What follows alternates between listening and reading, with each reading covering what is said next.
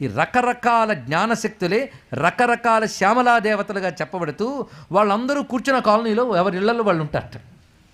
కానీ వాళ్ళందరూ ఈ శ్యామలమ్మ నుంచే వచ్చారు. అంటే విద్యలన్నిటికీ మూలమైనటువంటి ప్రధాన శక్తి తల్లి కనుక కదంబవనం ధ్యానించాలి. అందుకే ఎక్కడికి వచ్చేటప్పటికల్లా మరి ఆ పైకి వెళ్ళలేదండి కాళిదాసు. ఆ 7వ ఆవరణ దగ్గర మనల్ని ఉంచేశాడు. అక్కడ ఉంటేనే కదా అమ్మను చూడగలం.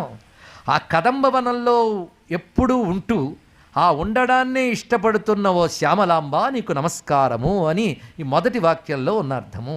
కాదంబ కాంతారవాస ప్రియే, ఆ కదంబవనంలో ఉండడానికి ఇష్టపడుతూ అక్కడే నివసిస్తున్నటువంటి తల్లి అని.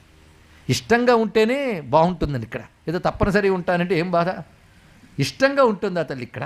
అంతేకాదు ఇది కేవలం ఒకానొక ఊహయో ఒక వర్ణనం మాత్రమే కాదు, ఇందులో ఒకానొక రహస్యం ఉంది.